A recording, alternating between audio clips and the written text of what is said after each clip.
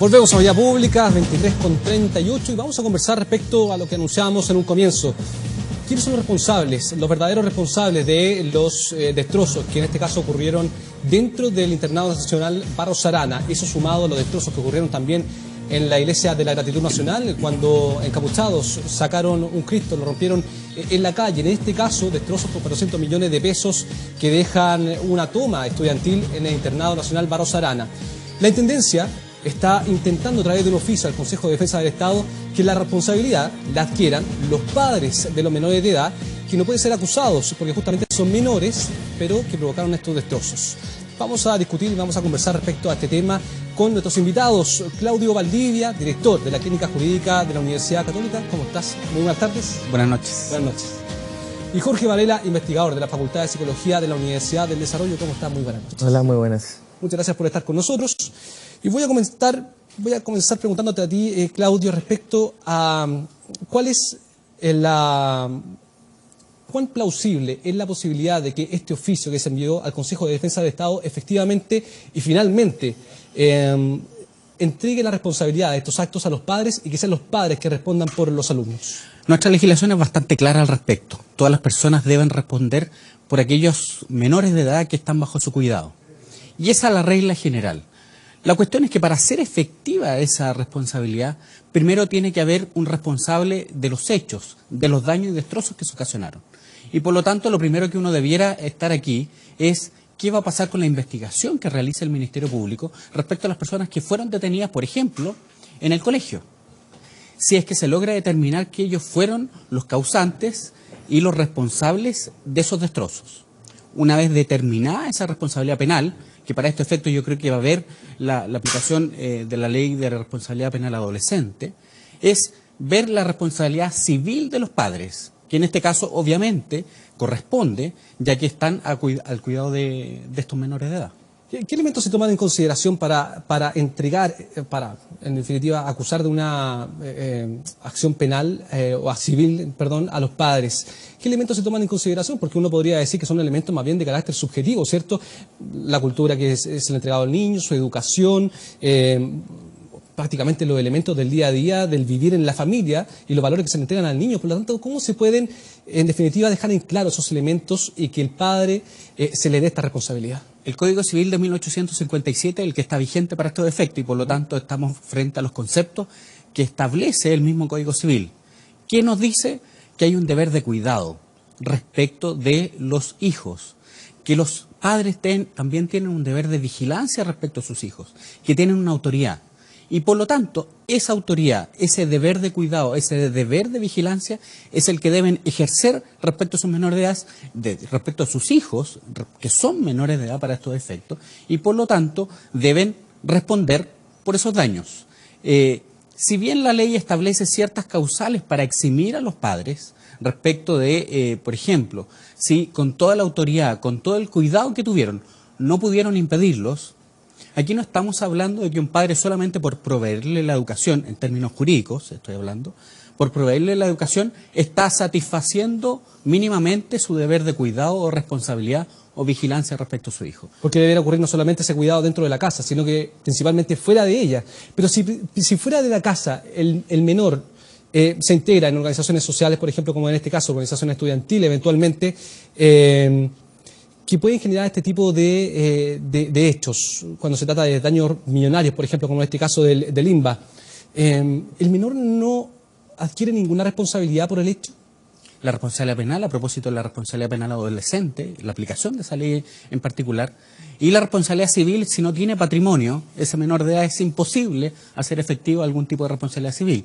Aquí solamente estamos hablando por la responsabilidad penal que eventualmente le podría corresponder. En ese mismo ámbito, Jorge, te quiero preguntar a ti, porque hay muchos elementos que entran en juego, ¿cierto?, cuando se trata de menores que generan actos violentos. Porque tiene que ver justamente con lo que preguntaba a Claudio, o sea, hay elementos subjetivos que forman parte de la crianza del menor. La educación, los propios valores que entrega la familia, eventualmente la religión, si que tuvieran alguna, que en definitiva quedan totalmente traspuestos cuando un menor en el que uno confía como padre, por ejemplo, genera algún tipo de daño, en este caso daño a infraestructura que no es de uno, digamos. ¿Cómo debería afrontarlo uno como familia? A ver, yo creo que es importante visualizar las conductas violentas y desde la psicología estudiamos esto como una expresión extrema de una conducta agresiva, desde la influencia desde distintos niveles, a nivel individual, del grupo de pares, de la familia, el contexto escolar, la comunidad y lo que contribuimos o no desde los medios de comunicación a incentivar o no incentivar conductas más agresivas o menos agresivas. Por ende, cuando una familia ve o se enfrenta a situaciones de esta naturaleza, a mi juicio vale la pena revisar no solamente lo que yo hago o dejo de hacer dentro de mi casa, sino cómo influyen también estos otros elementos y cómo interactúan. Porque si bien esta conducta se puede aprender, al mismo tiempo también se puede intervenir. Que esta es la gracia, a mi juicio, de poder mirar esto que se llama más ecológicamente. Por lo tanto, una familia que puede hacer en estos casos, a mi juicio, es preguntarse cómo modelo yo ciertas conductas violentas. ¿Cómo reacciono yo, por ejemplo, cuando estoy educando a mi hijo o a mi hija? ¿Cómo soy yo capaz, por ejemplo, de resolver un conflicto al interior de mi familia con los restos de los integrantes de mi familia? Cómo yo converso, por ejemplo, escenas que veo en televisión, que puede ser muy violenta o muy agresiva, o si le compro un videojuego que es muy violento. La literatura, por ejemplo, del efecto de los videojuegos en la conducta agresiva es gigantesca. La estrategia no es suspender o prohibir los videojuegos, la estrategia es, por ejemplo, que la familia sea un agente que medie o modere el efecto que tiene los videojuegos que incremente la probabilidad de conductas agresivas. ¿Cómo converso yo, por ejemplo, el desarrollo de actitudes favorables hacia la violencia? El tener una actitud positiva hacia la violencia, por ejemplo, es que si me pegan yo te pego más fuerte. Jorge, ahora, ¿qué análisis se puede hacer cuando ya son repetitivos, y por eso estamos conversando, estamos en este panel ahora, los actos de violencia extrema, actos que uno puede repudiar y que efectivamente reciben el repudio de organizaciones de todo tipo, de autoridades de gobierno, sociales, estudiantiles? ¿Cuál es el análisis que puedes hacer tú respecto a eso? ¿Qué está pasando en los jóvenes que en definitiva pareciera ser que la forma de un grupo, hay que hacer la separación también, un grupo de estudiantes que actúa de forma más violenta, necesitan llegar a ese punto para llamar la atención? Yo creo que la distinción que tú haces es clave. No son los jóvenes, no son los movimientos sociales, sino hay un subgrupo que se expresa mucho más violentamente. ¿Qué hacer o qué no hacer? A mi juicio necesitamos mirar estos distintos niveles y cuáles son los que contribuyen más o menos significativamente al desarrollo de esos que se llama en psicología social libretos de comportamiento agresivo. Es decir, estos jóvenes asumen o identifican que una manera de comportarse, ya sea reforzada o no reforzada, pasa por ser extremadamente agresivos, que en este caso serían violentos. En ese sentido, me parece que la conducta de los pares también es esencial en esa... influye muchísimo porque incentiva este comportamiento y además en estos contextos de masa contribuye además el hecho que se invisibiliza y el hecho que se encapuchen además contribuye a ese efecto que finalmente no soy yo el responsable, sino finalmente en esta idea de cubrir tu rostro, no hay nadie que sea responsable de estos hechos. Pero a mi juicio yo miraría ahí qué he aprendido yo o por qué he aprendido yo o qué ha hecho que yo aprenda que la manera de comportarme en estos contextos, en este momento público, pasa por romper mi colegio, pasa por romper el entorno, pasa por romper figuras religiosas en base a este comportamiento.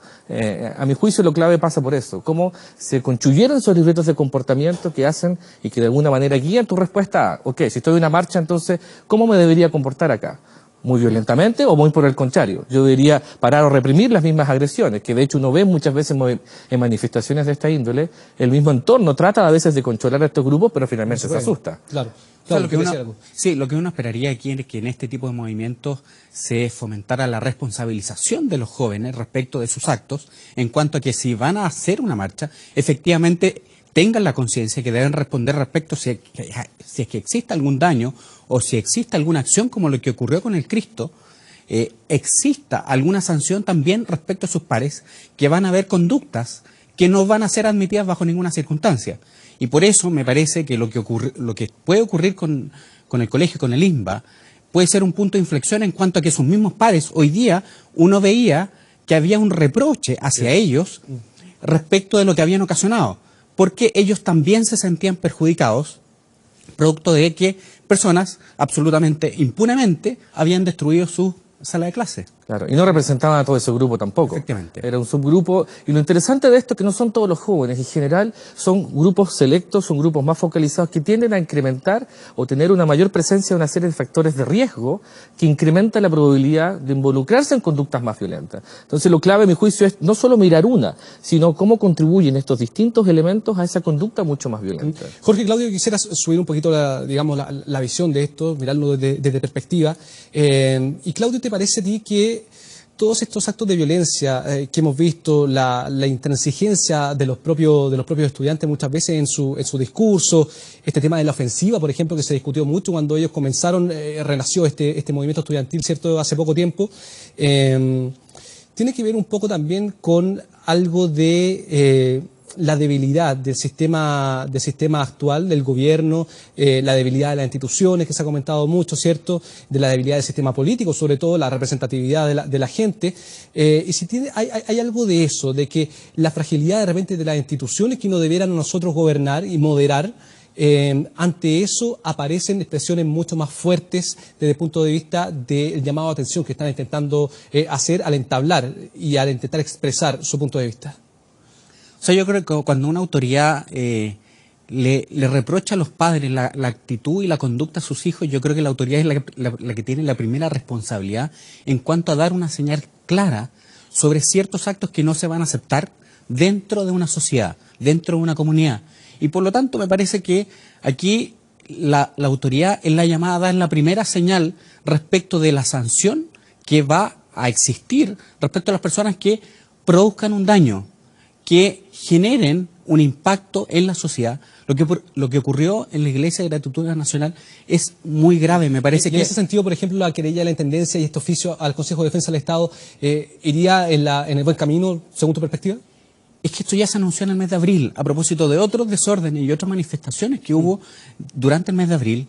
No fue el intendente, sino fue el subsecretario del Interior el que hizo el mismo anuncio, en que se había conversado, se había coordinado con el Consejo de Defensa del Estado y que la señal era bastante clara que se iba a perseguir criminalmente.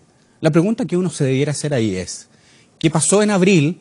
¿Cuáles fueron las acciones que se realizaron en el mes de abril para efectivamente hacer valer esa responsabilidad respecto a lo que ocasionaron los daños? Porque ahí no solamente estamos hablando de un colegio, estamos hablando de un Cristo, que una poderosa señal para el resto de la sociedad, sino estamos hablando de terceros, víctimas absolutamente inocentes, que estaban ahí, que son comerciantes, y que estas manifestaciones les provocaron un daño bastante grande. Te quiero repetir la pregunta a ti, Jorge, pero desde tu perspectiva de psicólogo, porque, a ver, poniéndome en los pies de los estudiantes, de quienes son más vulnerables, ¿cierto?, dentro de nuestra sociedad, cuando uno ve, por ejemplo, los casos de colusión, los casos de que directamente nos hemos visto afectados nosotros como consumidores, por ejemplo, como ciudadanos, cuando ve los casos algunos casos de corrupción, ¿cierto?, dentro de la política, cuando ve que varios políticos están digamos, enfrascados en temas judiciales justamente porque una luca más, una luca menos, y en definitiva uno ve eso y desde la perspectiva de los estudiantes, ¿qué puedes decir tú de su respuesta? ¿Es una respuesta que responde justamente a un cúmulo de elementos que se han juntado en nuestra sociedad y que han hecho explotar esto, o no necesariamente tiene que ver con eso? O sea, yo creo que lo que tú señalas es súper importante en términos de el mensaje que estamos construyendo y cómo construimos esas sociedades del mundo adulto. Y ese mensaje incentiva el desarrollo de determinadas creencias, normas y valores. Esas son claves a la hora de que yo decida o no construya estos libretos de comportamiento cuando hablamos de agresión. Es decir, entonces es normal estafar a alguien. Entonces es normal, aquí este es el país de los vivos, o estas son maneras en las cuales es válido ganarle a un otro independiente de la forma en que lo puede hacer. Y en ese formato yo creo que es muy importante el mensaje que damos o no como sociedad. En todo orden de cosas, yo vengo llegando de vivir en Estados Unidos, donde me fui a estudiar, y lo que pasó, por ejemplo, en Orlando, y la reacción, a mi juicio, súper potente de rechazar muy fuertemente lo que sucedió ahí, a mi juicio un mensaje muy potente, es decir, aquí no toleramos ningún tipo de abuso. Y en eso, ese tipo de mensajes, a mi juicio, son claves también que podemos dar o no dentro de la sociedad chilena. Y ahí en particular, tu pregunta respecto a cómo nuestras instituciones apoyan o no apoyan, yo creo que un desafío que tenemos hoy día apunta a cómo detectamos jóvenes, niños, niñas y adolescentes en edades tempranas que ya empiezan a manifestar conductas agresivas. los podemos detectar desde las instituciones escolares, los podemos detectar de distintos servicios, desde el mundo jurídico, el mundo psicológico. Creo que tenemos formas de poder identificar tempranamente a niños, niñas y adolescentes que con cierta literatura podemos afirmar que van a presentar o podrían presentar otras conductas de riesgo en el tiempo. Y ahí yo creo que necesitamos construir una oferta pública, privada, mucho más potente, mucho más sólida, que dé un apoyo integral a estos jóvenes, a nivel individual, familiar y comunitario. Ahí yo creo que hay una brecha gigantesca de trabajo. Sí, yo coincido mucho respecto a Jorge, en cuanto a que la prevención aquí es clave y es crítica, respecto de que uno pueda evitar en el futuro la ocurrencia de este tipo de conducta, o que los jóvenes sientan que existe el espacio para que esto quede de manera impune. Aquí estamos hablando, por ejemplo, de que hay muchas señales, por ejemplo, en los colegios, que los profesores, cuando vean niños que están en una situación de riesgo, en una situación de vulneración, son los primeros llamados y los primeros responsables a dar esos avisos. Hoy día la Justicia de Familia tiene mecanismos para proveer el apoyo terapéutico a ciertas familias cuando estas familias se disgregan o no tienen los apoyos necesarios para entregarle ese seguimiento, esa asistencia a esos niños que están despertando tempranamente signos de agresividad.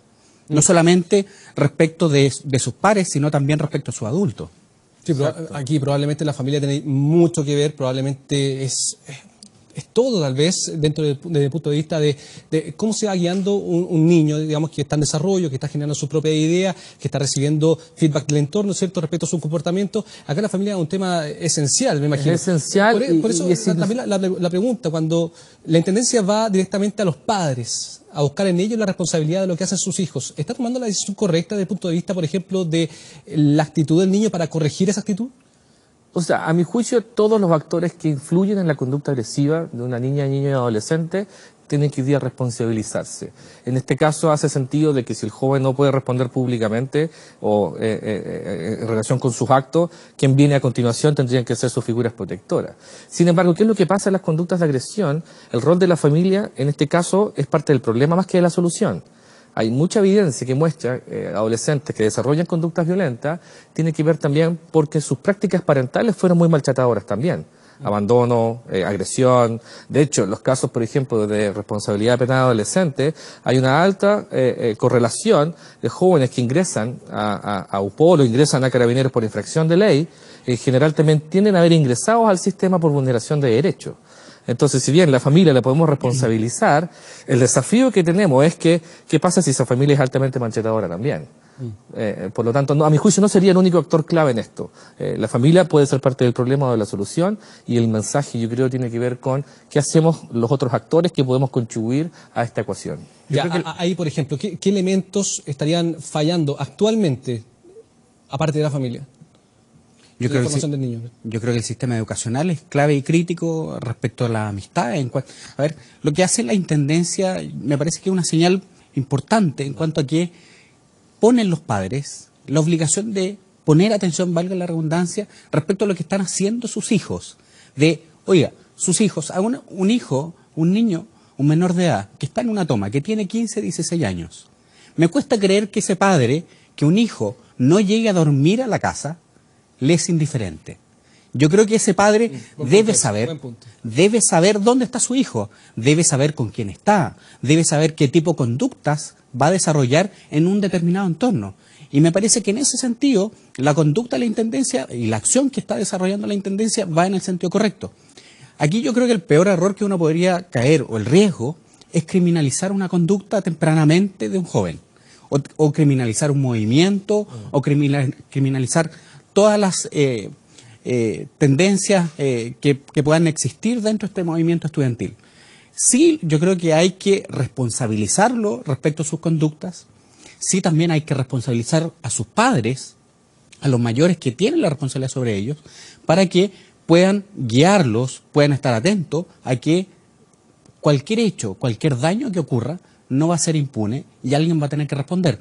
Porque aquí, al final, puede quedar la sensación de que es gratuito dañar la propiedad ajena, es gratuito dañar símbolos que para otros son importantes, porque al final nadie va a hacer nada. Claro, claro. Jorge, ya para ir finalizando este panel, preguntarte cuáles serían, a tu parecer, las medidas que se debieran tomar con estos niños, ya pero a medida de casa, digamos. Los niños están volviendo a sus casas, pensemos, después de esta detención, después de haber sido indicados, digamos, como los causantes de estos daños, ¿cuáles deberían ser las medidas que los padres, como familia, digamos, deberían tomar para que estos menores tal vez no vuelvan a cometer los mismos errores? Yo creo que, más allá de lo que hemos conversado ahora, un elemento clave es identificar qué función cumple ese comportamiento o cumplió ese comportamiento. ¿Qué es lo que los motivó finalmente? Por ejemplo, los que hicieron los destrozos en el colegio, en su propio colegio, es lograr identificar, mirar debajo del agua, ¿qué es lo que tú buscabas con eso? ¿Era solamente llamar la atención? ¿Era una expresión de violencia sin sentido? ¿Era poder descargar una rabia que tienes contra la sociedad? ¿Era poder resolver violentamente un conflicto que no supiste cómo resolverlo? A mi juicio, independiente de que hace sentido que hay una sanción y una consecuencia de lo que pasó, a mi juicio lo clave uno como padre, madre, es identificar qué motivó ese comportamiento. Uno. Dos, ¿no es capaz de identificar alternativas a ese comportamiento? Si yo estoy molesto con algo y no logro desarrollar una serie de competencias individuales que me permitan, por una parte, identificar esto y tener un repertorio de alternativas frente a eso, voy a seguir manifestando conductas violentas. Si estoy en la calle, me enojo con alguien y no soy capaz de identificarme que tengo rabia, y quizás no sé otra cosa que hacer más allá que pegarte a ti, y como una manera de reaccionar frente a eso, lo clave es cómo desarrollamos entonces comportamientos alternativos entonces. Sí, claro, probablemente la conversación también iniciarla va a ser demasiado complicado en estos casos porque justamente estamos hablando de niños que están en riesgo. Justamente niños que probablemente, como decías tú, Claudio, están con una familia algo desmembrada, tal vez problemas. ¿Qué padre no se preocuparía, lo que decías tú, porque su niño no vuelva a la casa? Probablemente esa conversación requiera una ayuda justamente de un psicólogo para poder generarla. Bien, les agradezco por haber estado con nosotros esta noche en Vía Pública. Muchas gracias por la conversación y por analizar toda esta situación y qué está pasando con nuestros estudiantes, con nuestros menores que desgraciadamente algunos de ellos están cayendo en este tipo de actitudes. Bien.